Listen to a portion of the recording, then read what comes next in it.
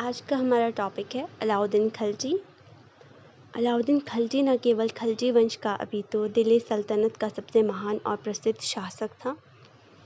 उसने 1296 ईस्वी से लेकर 1316 ईस्वी तक शासन किया। वह एक महान योद्धा और प्रशासक था। परिणामस्वरूप उसने अपने शासनकाल में न केवल दिल्ली सल्तनत की सीमाओं में ही वृद्धि की, बल्कि अपने विभिन्न सुधारों द्वारा उसको अच्छी तरह संगठित भी किया। इसी कारण मध्यकालीन भारतीय इतिहास में अलाउद्दीन खिलजी को सर्वोच्च स्थान प्राप्त है। दुर्भाग्य से हमें अलाउद्दीन खिलजी के प्रारंभिक जीवन के बारे में कोई विशेष जानकारी प्राप्त नहीं है। उसका जन्म 1266 से 67 ईस्वी में हुआ था। उसके बचपन का नाम अली गुरशब था। वह अपने माता पिता का ज्येष्ठ पुत्र था। उसका पिता शहाबुद्दीन मासूद खिलजी बलबन की सेना में एक सैनिक था। शहाबुद्दीन की आकस्मिक मृत्यु के कारण अलाउद्दीन खिलजी का पालन पोषण उसके चाचा जलालुद्दीन फिरोज शाह खिलजी ने किया। यद्यपि अलाउद्दीन खिलजी ने पढ़ने लिखने की ओर कोई विशेष ध्यान नहीं दिया, अपितु उसने घुड़सवारी तथा तलवारबाजी में अच्छी निपुणता प्राप्त कर ली थी। उसकी प्रतिभा से प्रभावित होकर जलालुद्दीन फिरोज शाह खिलजी ने अपनी एक पुत्री का विवाह भी उसके साथ कर दिया। अलाउद्दीन खिलजी ने गुलाम वंश के अंतरिम सुल्तान कैकुबाद की हत्याकांड तथा खिलजी वंश की स्थापना में महत्वपूर्ण भूमिका निभाई। अतः प्रसन्न होकर जलालुद्दीन फिरोज शाह खिलजी ने सुल्तान बनने के पश्चात उसे अमीर-ए-तुज़क के महत्वपूर्ण पद पर नियुक्त किया। अलाउद्दीन खिलजी ने कड़ा और मानिकपुर के सूबेदार मलिक छज्जू जो स्वर्गवासी सुल्तान बलबन का भतीजा था, के विद्रोह के दमन में महत्वपूर्ण योगदान दिया था। परिणामस्वरूप जलालुद्दीन फिरोज शाह खिलजी ने अलाउद्दीन खिलजी को कड़ा और मानिकपुर का सूबेदार नियुक्त कर दिया। धीरे धीरे अलाउद्दीन खिलजी की गणना सुल्तान के श्रेष्ठ प्रांतपतियों और सरदारों में भी की जाने लगी तथा उसका प्रभुत्व बढ़ता चला गया। 1292 ईस्वी में अलाउद्दीन खिलजी ने ढवलसा पर अधिकार कर लिया। यहाँ उसे लूट में अपार धन प्राप्त हुआ। इस धन का कुछ भाग उसने सुल्तान जलालुद्दीन फिरोज शाह खिलजी को भी भेंट किया। इससे प्रसन्न होकर सुल्तान ने अलाउद्दीन खिलजी को न केवल आरिस-ए-ममालिक के पद पर नियुक्त किया, अपितु उसे अवध की सूबेदारी भी सौंपी गई। 1296 ईस्वी में देवगिरी की विजय अलाउद्दीन खिलजी की एक महान सफलता थी। यहाँ उसे लूट की इतनी दौलत प्राप्त हुई कि वह चकित रह गया। अतः वह सुल्तान बनने के स्वप्न देखने लगा। उसने एक षड्यंत्र द्वारा सुल्तान जलालुद्दीन फिरोज शाह खिलजी की कड़ा के निकट 20 जुलाई 1296 ईस्वी को हत्या करवा दी तथा स्वयं सुल्तान होने की घोषणा कर दी। आगे हम पढ़ेंगे अलाउद्दीन खिलजी की समस्याएं। अलाउद्दीन खिलजी ने जलालुद्दीन फिरोज शाह खिलजी की हत्या करके अपने सुल्तान होने की घोषणा तो कर दी थी, परंतु उसने अपने को आशा के विपरीत गंभीर समस्याओं में उलझा पाया। सल्तनत का ताज उसके लिए कांटों की शैया सिद्ध हुआ। इसके लिए निम्नलिखित कारण जिम्मेदार थे। नंबर 1 है, उसके हाथ अपने चाचा के खून से रंगे हुए थे। इसे सामान्य जनता उसे निर्दयी और हत्यारा समझकर उससे घृणा करने लगी थी। नंबर 2 है, जलालुद्दीन फिरोज शाह खिलजी के समर्थक सरदार अलाउद्दीन खिलजी को कभी क्षमा करने के लिए तैयार नहीं थे। वे सुल्तान की हत्या का प्रतिशोध लेने के लिए संगठित हो रहे थे तथा किसी स्वर्ण अवसर की प्रतीक्षा में थे। नंबर 3 है, वह स्वयं अभी कड़ा में ही था, इसलिए दिल्ली पर आधिपत्य करना बहुत आवश्यक था। दिल्ली में जलालुद्दीन फिरोज शाह खिलजी की विधवा मलिका-ए-जहां ने अपने छोटे पुत्र कद्र खां को रुकनुद्दीन इब्राहिम के नाम से सुल्तान घोषित कर दिया था तथा उसकी संरक्षिका बनकर समस्त राजसत्ता अपने हाथों में ले ली थी। नंबर 4 है, जलालुद्दीन खिलजी का बड़ा पुत्र अरकली खां, जो कि उस समय मुल्तान में था, ने स्वयं को मुल्तान और सिंध का स्वतंत्र शासक घोषित कर दिया था। वह बड़ा बहादुर योद्धा था। उसके साथ दो हाथ किए बिना अलाउद्दीन खिलजी स्वयं को कभी सुरक्षित नहीं समझ सकता था। नंबर 5 है, राजपूताना के राज्य दिल्ली सल्तनत की प्रभुसत्ता को स्वीकार करने के लिए तैयार नहीं थे। रणथंभौर और चित्तौड़ सल्तनत की शक्ति को खुली चुनौती दे रहे थे।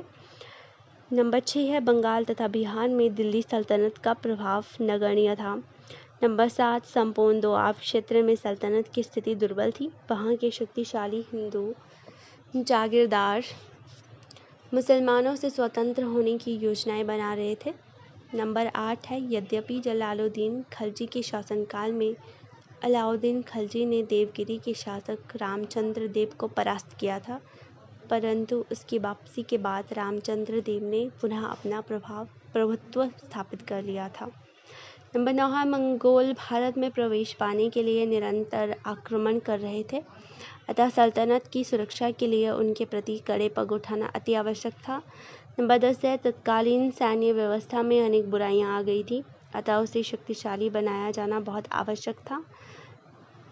नंबर 11 है, बलबन की मृत्यु के पश्चात सुल्तान पद की प्रतिष्ठा को गहरा धक्का लगा था, अतः उसके गौरव को पुनर्स्थापित करना अत्यंत जरूरी था।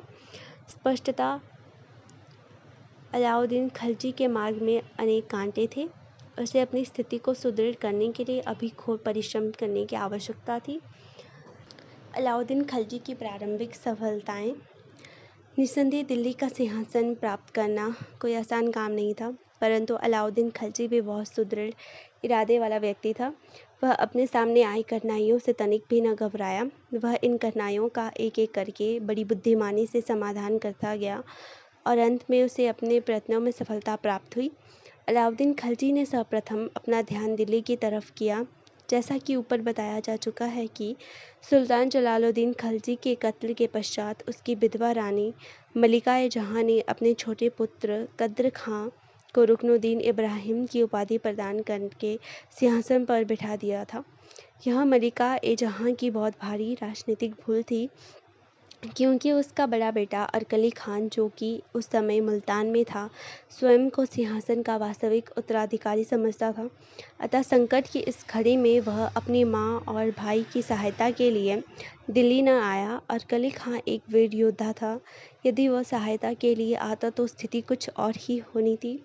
दूसरी ओर अलाउद्दीन खलजी अपने साथियों के साथ बड़ी तेज़ी से दिल्ली की ओर बढ़ रहा था। रास्ते में उसने सैनिकों, राज्य कर्मचारियों और साधारण जनता में देवगिरी से लूट कर लाई गई संपत्ति की असीम वर्षा की। परिणामस्वरूप वे अलाउद्दीन खलजी का पक्ष लेने लगे। इस कारण उसकी शक्ति में बहुत वृद्धि हुई। इब्राहिम ने भी अलाउद्दीन खलजी का सामना करने के लिए अपनी सेना के साथ दिल्ली से कूच किया। बदायूं के स्थान पर दोनों सेनाएं एक दूसरे के सामने डट गईं। अलाउद्दीन खलजी ने अपनी दौलत से इब्राहिम के बहुत से सैनिकों को अपने साथ मिला लिया। यह देखकर इब्राहिम बिना मुकाबला किए मुल्तान की ओर भाग गया। इस प्रकार 26 अक्टूबर 1296 को अलाउद्दीन खलजी ने बहुत शान शौकत के साथ दिल्ली में प्रवेश किया। वह अबुल मुज़फ़्फ़र सुल्तान अलंद दुनिया वादीन मोहम्मद शाह खलजी की उपाधि धारण करके सिंहासन पर बैठा। राज सिंहासन पर बैठने के कुछ ही दिनों के पश्चात अलाउद्दीन खलजी ने उलुग खां और ज़फ़र खां के नेतृत्व में 40,000 सैनिक मुल्तान पर अधिकार करने के लिए भेजे। मुल्तान उस समय जलालुद्दीन खलजी के बड़े लड़के अरकली खां के अधीन था। अलाउद्दीन खलजी से पराजित होने के पश्चात रुकनुद्दीन इब्राहिम, मलिका-ए-जहां और मलिक अहमद जब भी मुल्तान आ गए थे, वे किसी समय भी अलाउद्दीन खलजी के लिए एक बड़ा संकट बन सकते थे। शाही सेना ने 2 महीनों तक मुल्तान के दुर्ग को घेरा डाले रखा। अंत में विवश होकर अरकली खां को आत्मसमर्पण करना पड़ा। शाही सैनिकों ने उसको और उसके अन्य संबंधियों को गिरफ्तार कर लिया। उन सभी को अंधा करके कारागार में डाल दिया गया और एक एक करके उनको यमलोक पहुंचा दिया गया। इस प्रकार अलाउद्दीन खलजी ने अपने विरोधियों। अलाउद्दीन खलजी की विजय। अलाउद्दीन खलजी का नाम भारतीय इतिहास में उसकी विजयों के कारण बहुत प्रसिद्ध है। वह एक बहादुर और योग्य सेनापति था। वह सिकंदर के समान विश्व के अनेक देशों को अपने अधीन कर विश्व इतिहास में अपना नाम अमर करना चाहता था। इसी उद्देश्य के साथ उसने सिकंदर-ए-सानी की उपाधि भी धारण की।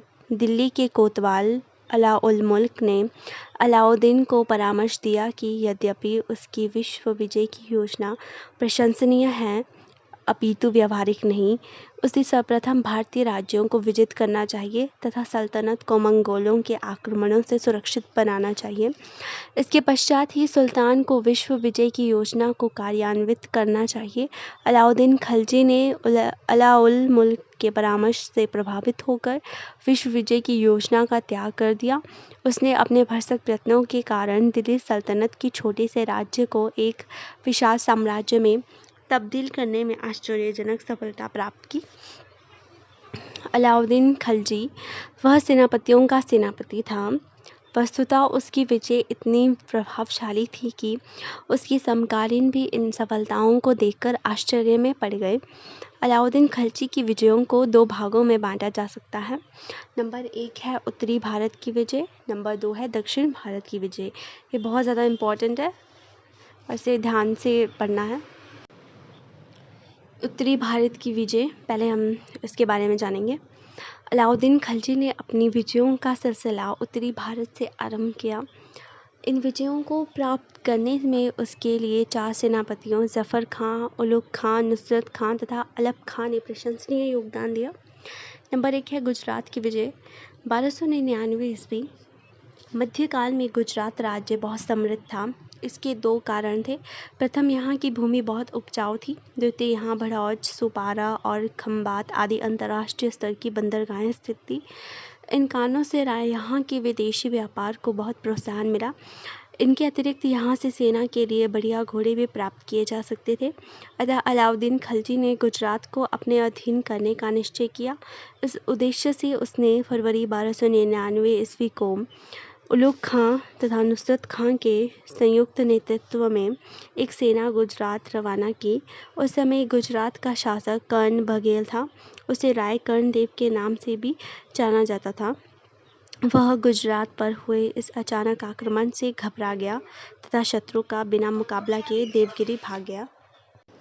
वह अपनी पुत्री देवल देवी को भी साथ ले जाने में सफल हुआ। कर्णदेव के कायरतापूर्वक भाग जाने से शाही सेनाओं ने आसानी से गुजरात पर आधिपत्य कर लिया। इसके पश्चात शाही सैनिकों ने गुजरात की राजधानी अनहिलवाड़ा में व्यापक लूटमार की। उन्होंने प्रसिद्ध सोमनाथ मंदिर को पूरी तरह विध्वंस कर दिया। इस आक्रमण के दौरान कर्णदेव की रानी कमला देवी आक्रमणकारियों के हाथ लग गई। अलाउद्दीन खिलजी गुजरात से प्राप्त हुए लूट के माल को देखकर अत्यंत प्रसन्न हुआ। उसने कमला देवी के साथ निकाह करवा लिया तथा उसे मलिका ए जहां की उपाधि से सम्मानित किया। गुजरात से नुसरत खां मलिक काफूर को एक सौदागर से 1000 दिनार में खरीदकर अपने साथ दिल्ली ले आया था। उसे सुल्तान को भेंट किया गया। उसने दक्षिण भारत को विजित करने में सुल्तान अलाउद्दीन खिलजी को प्रशंसनीय योगदान दिया। अलाउद्दीन खिलजी ने अपने साले अलप खां को गुजरात का शासक नियुक्त किया। गुजरात की आसान विजय ने अलाउद्दीन खिलजी को शक्ति और अभिमान के नशे से चूर कर दिया। इसने समुद्री वाणिज्य तथा व्यापार के द्वारा सल्तनत की समृद्धि में वृद्धि की तथा मुस्लिम जगत में अलाउद्दीन के गौरव को बढ़ाया। दूसरा है रणथंभौर की विजय 1301 ईस्वी। रणथंभौर राजपूताने का सर्वाधिक प्रसिद्ध दुर्ग था। भौगोलिक पक्ष से इस दुर्ग का बहुत महत्व था। इस पर विजय किए बिना राजस्थान की विजय असंभव थी। उस समय यहाँ का शासक राणा हमीर देव था। उसने अपने राज्य में कुछ मंगोलों को शरण दी थी, जिन्हें अलाउद्दीन अपना कट्टर दुश्मन समझता था।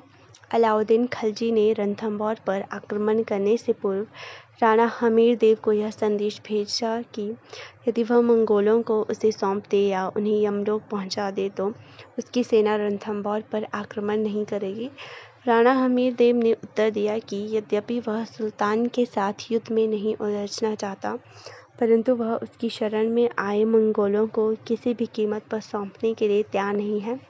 इसे राणा राजपूतों के नैतिक मूल्यों के विरुद्ध समझता था। अतः राणा हमीर देव को सबक सिखाने के उद्देश्य से अलाउद्दीन खिलजी ने 1300 ईस्वी में उलुग खां तथा नुसरत खां के संयुक्त नेतृत्व में एक विशाल सेना रणथंभौर के लिए रवाना की। हमीर देव ने इस शाही सेना को ऐसी कड़ी पराजय दी कि उनको नानी याद आ गई। इस लड़ाई में नुसरत खां मारा गया और उलुग खां को अपने प्राणों की रक्षा के लिए मैदान छोड़कर भागना पड़ा। अलाउद्दीन खिलजी इस भयंकर अपमान को सहन न कर सका, अतः उसने स्वयं युद्ध स्थल की ओर प्रस्थान किया और रणथंभौर के दुर्ग को घेरा डाला। यह घेराव लगभग 1 वर्ष तक जारी रहा। हमीरदेव ने दुर्ग के भीतर से संघर्ष को जारी रखा। सफलता न मिलती देखकर अलाउद्दीन खिलजी ने हमीरदेव के मंत्री रणमल को अपने साथ मिला लिया। परिणाम स्वरूप अलाउद्दीन खिलजी ने 11 जुलाई 1301 ईस्वी को रणथंभौर पर अधिकार करने में सफलता प्राप्त की। राणा हमीरदेव दुश्मनों का बहादुरी से सामना करते हुए वीरगति को प्राप्त हुआ। रणथंभौर की विजय के पश्चात शाही सैनिकों ने नगर में भारी लूटमार की तथा अनेक मंदिरों को नष्ट कर दिया। अलाउद्दीन खिलजी ने रणमल को अपने स्वामी से गद्दारी के कारण यमलोक पहुंचा दिया, क्योंकि उसका विश्वास था कि एक गद्दार कभी भी वफादार नहीं हो सकता। रणथंभौर की विजय निस्संदेह अलाउद्दीन खिलजी की एक महत्वपूर्ण सफलता थी। नंबर 3 है मेवाड़ की विजय 1303 ईस्वी। मेवाड़ राजपूतों का एक अन्य शक्तिशाली राज्य था। इसकी राजधानी का नाम चित्तौड़ था। यहाँ का दुर्ग भी अजेय माना जाता था। उस समय मेवाड़ का शासक राणा रतन सिंह था। अलाउद्दीन खिलजी ने रणथंभौर की विजय से उत्साहित होकर राणा रतन सिंह को उसकी अधीनता स्वीकार करने के लिए कहा।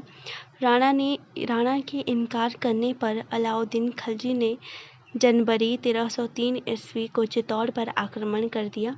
कई इतिहासकारों का यह कहना है कि अलाउद्दीन खिलजी ने चित्तौड़ पर यह आक्रमण राणा रतन सिंह की अत्यंत रूपमती रानी को पद्मिनी को प्राप्त करने के लिए किया था। राणा ने लगभग 7 महीनों तक शाही सेनाओं का साहसपूर्ण सामना किया। इस युद्ध में राणा के 2 सेनापतियों, जिनके नाम गौरा और बादल थे, ने बहादुरी के अद्भुत कारनामे दिखाए। इस युद्ध के अंत में राजपूतों की पराजय हुई। राणा रतन सिंह भी बहादुरी से लड़ता हुआ वीरगति को प्राप्त हुआ। रानी पद्मिनी ने अपनी सुरक्षा के लिए बहुत सी अन्य राजपूत स्त्रियों के साथ जौहर प्रथा निभाई, अर्थात वह अग्नि में जीवित जल गई। इस प्रकार अलाउद्दीन खिलजी ने यद्यपि मेवाड़ को जीत लिया, परंतु वह रानी पद्मिनी की अपेक्षा उसकी राख ही प्राप्त कर सका। खिज्र खां, जो कि अलाउद्दीन खिलजी का बड़ा पुत्र था, को मेवाड़ का सूबेदार नियुक्त किया गया। चित्तौड़ का नाम बदलकर खिजराबाद रखा गया। रानी पद्मिनी की कथा। रानी पद्मिनी की कथा एक कवि जिसका नाम मलिक मोहम्मद जायसी था ने 1540 ईस्वी में अपने महाकाव्य पद्मावत में की है। उसके अनुसार अलाउद्दीन खिलजी के चित्तौड़ पर आक्रमण का वास्तविक कारण वहाँ की सर्वाधिक सुंदर रानी पद्मिनी को प्राप्त करना था। जायसी के अनुसार पद्मिनी लंका के राजा गंधर्वसेन की पुत्री थी। मेवाड़ का राणा रतन सिंह हीरामन तोती के मुख से पद्मिनी के सौंदर्य के संबंध में सुनकर व्याकुल हो गया, अतः वह योगी का भेष धारण करके उसे प्राप्त करने के लिए लंका पहुंचा। 12 वर्ष तक प्रयत्न करने के पश्चात उसे अपने उद्देश्य में सफलता प्राप्त हुई। उसका पद्मिनी से विवाह हो गया तथा वह उसे लेकर मेवाड़ आ गया। एक दिन एक साधु राघव चेतन, जो शाही महल में भिक्षा लेने आया था, रानी पद्मिनी का अनुपम सौंदर्य देखकर मूर्छित हो गया। इस साधु ने रानी पद्मिनी के सौंदर्य की कहानी अलाउद्दीन खिलजी को सुनाई, अतः कामुक सुल्तान इस सुंदरी को प्राप्त करने के लिए आतुर हो उठा तथा उसने मेवाड़ पर आक्रमण कर दिया। शाही सैनिकों ने 5 महीनों तक दुर्ग को घेरे रखा। सुल्तान ने इस शर्त पर घेरा उठा लेने की बात की कि उसे दर्पण में रानी पद्मिनी की एक झलक दिखा दी जाए, किंतु दर्पण में रानी पद्मिनी का असाधारण सौंदर्य देखकर वह विचलित हो गया, अतः उसने छल कपट से राणा को बंदी बना लिया तथा अपने शिविर में ले आया। तत्पश्चात उसने रानी पद्मिनी को यह संदेश भेजा कि यदि वह उसके हरम में आना स्वीकार कर ले तो उसके पति रतन सिंह को छोड़ दिया जाएगा। रानी पद्मिनी ने इस समय एक चाल चली। उसने सुल्तान को यह संदेश भेजा कि वह अपनी 1600 सखियों और दासियों के साथ बंद पालकियों में शाही महल पहुंच रही है। वास्तव में इन पालकियों में शस्त्रों से सुसज्जित वीर राजपूत योद्धा बैठे थे, जब यह दल सुल्तान के पास पहुंचा तो अलाउद्दीन खिलजी ने खिलजी की खुशी का ठिकाना न रहा। पद्मिनी ने सुल्तान को अपने पति रतन सिंह से अंतरिम बार भेंट करने की अनुमति मांगी। सुल्तान ने इसे सहर्ष स्वीकार कर लिया। वहां पहुंचकर राजपूत योद्धा पालकियों से बाहर आ गए तथा उन्होंने राणा रतन सिंह को छुड़वा लिया। जब अलाउद्दीन खिलजी को इस धोखे का पता चला तो उसने अपने सैनिकों को इन राजपूतों का पीछा करने के लिए कहा। तत्पश्चात राजपूतों और मुसलमानों में एक भीषण युद्ध हुआ जिसमें अंततः राजपूतों की पराजय हुई। गोरा तथा बादल ने असाधारण वीरता प्रदर्शित की। रानी पद्मिनी ने अपने सतीत्व की रक्षा के लिए अपने अनेक सखियों के साथ जौहर प्रथा निभाई। पद्मिनी की कहानी का ऐतिहासिक तथ्य क्या है, इस विषय में इतिहासकारों में मतभेद है। नंबर 4 है मालवा की विजय 1305 ईस्वी। 1305 ईस्वी में अलाउद्दीन खिलजी ने मालवा की विजय के लिए मुल्तान के सूबेदार एन उल मुल्क अधीन 10,000 सैनिकों को भेजा। मालवा के शासक महिलक देव ने मुस्लिम सेनाओं का डटकर सामना किया, परंतु अंत में उसकी पराजय हुई और वह रणक्षेत्र में मारा गया। परिणाम स्वरूप शाही सेनाओं ने मांडू, धार, उज्जैन और चंदेरी के महत्वपूर्ण दुर्गों पर आधिपत्य जमा लिया। इनाम स्वरूप एन उल मुल्क को ही मालवा का सूबेदार नियुक्त कर दिया गया।